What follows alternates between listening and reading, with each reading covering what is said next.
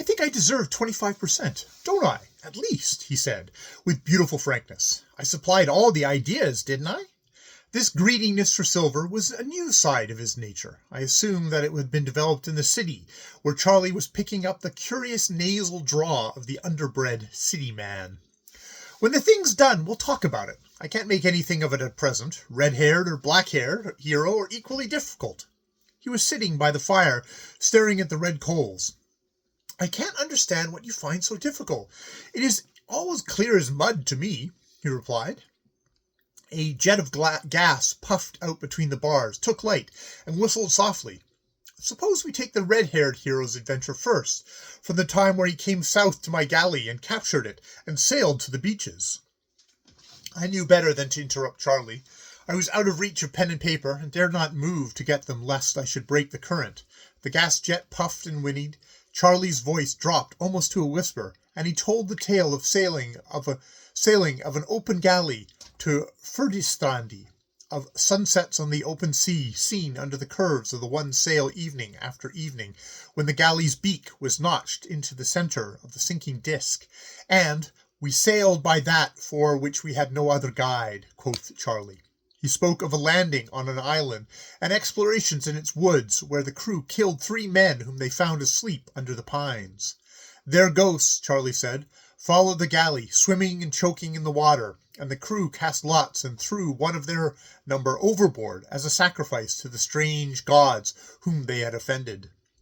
Then they ate seaweed when their provisions failed, and their legs swelled, and their leader, the red-haired man, killed 2 rowers who mutinied, and after a year spent among the woods they set sail for their own country, and a wind that never failed carried them back so safely that they all slept at night. This and much more Charlie told. Sometimes the voice fell so low that I could not catch the words, though every nerve was on the strain. He spoke of their leader, the red-haired man, as a pagan speaks of his god, for it was he who cheered them and slew them impartially, as he thought best for their needs. And it was he who steered them for 3 days among floating ice, each floe crowded with strange beasts that tried to sail with us, said Charlie, and we beat them back with the handles of the oars. The gas jet went out, a burnt coal gave way, and the fire settled with a tiny crash to the bottom of the grate. Charlie ceased speaking, and I said no word. By Jove, he said at last, shaking his head, I've been staring at the fire till I'm dizzy. What was I going to say? Something about the galley book. I remember now. It's 25% to the profits, isn't it? It's anything you like when I've done the tale. I want to be sure of that. I must go now. I've an appointment. And he left me. Had not my eyes been held, I might have known that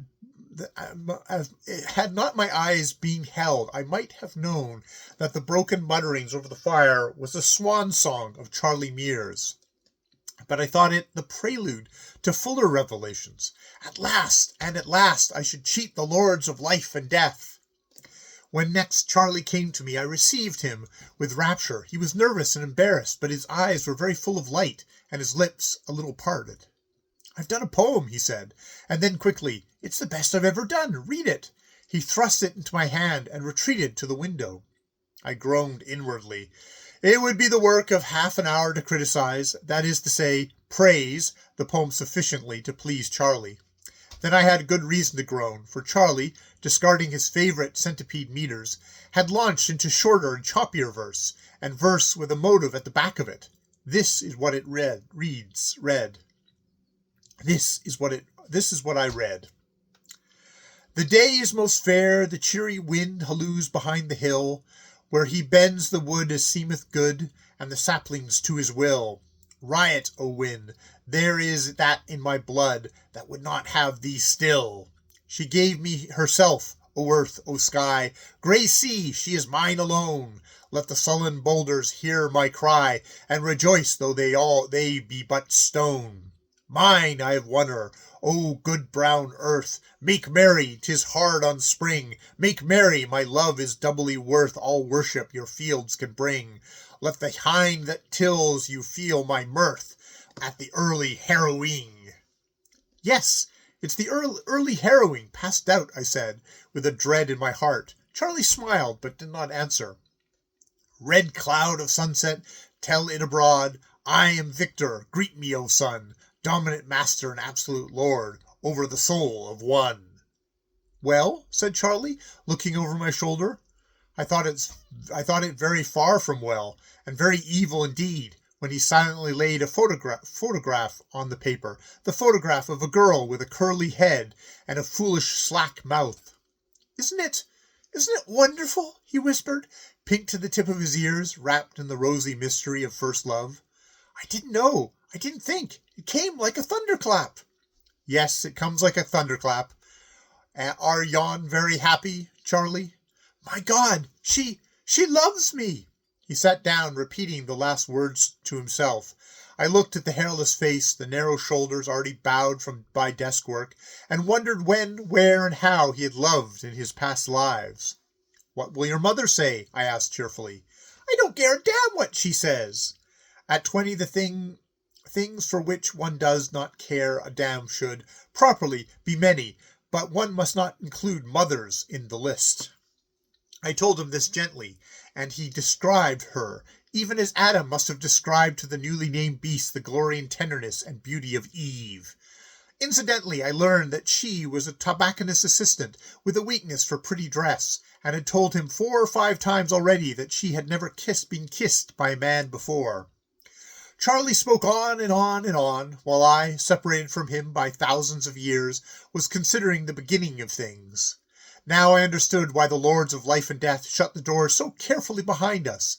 It is that we may not remember our first and most beautiful wooings. Were this not so, our world would be without inhabitants in 100 years.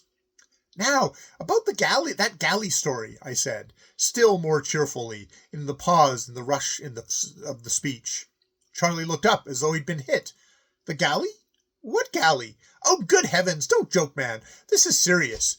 You don't know how serious it is. Grish Chunder was right. Charlie had tasted the love of a woman that kills remembrance, and the finest story in the world would never be written.